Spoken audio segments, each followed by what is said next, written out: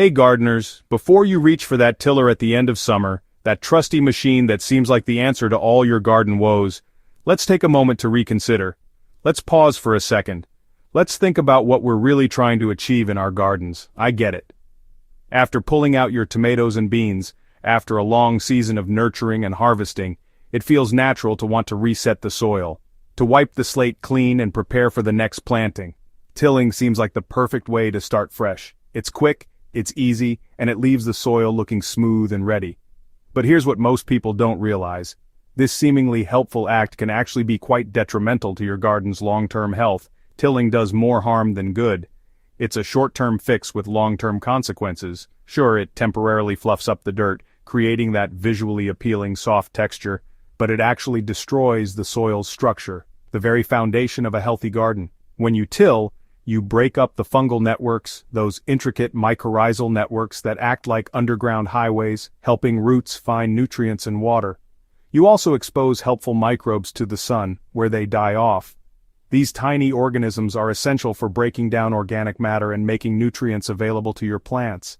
Basically, you're shaking up a delicate ecosystem just as it's finally getting stable. You're disrupting the natural processes that make your garden thrive.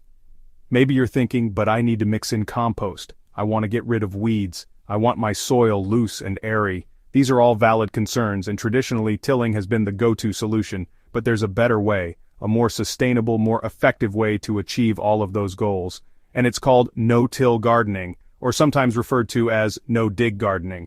Start by chopping down your finished crops and just leaving them right on the surface. Don't pull them out, don't till them under. This is called chop and drop. It's a simple yet powerful technique. Next, spread a layer of compost right on top, a generous layer of nutrient-rich compost. You don't have to dig it in, just let it sit on the surface. Then add some mulch, like straw or shredded leaves. This helps to retain moisture and suppress weeds. Now, here's the magic, the part where nature takes over and does the heavy lifting.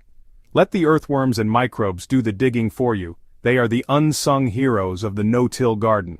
They'll pull the compost down, keep your soil healthy, and even suppress weeds naturally. It's a win-win-win situation. No-till methods protect your soil's life, help hold on to moisture, and prevent erosion. All crucial for a thriving garden. Super important when those fall rains arrive. A healthy, protected soil is better equipped to handle heavy rainfall. Tilling is old school. Smarter soil management happens right at the surface. It's about working with nature, not against it. So, next time you finish a crop and you're tempted to reach for that tiller, remember, don't dig, just layer and let nature do the work. Embrace the power of no-till gardening.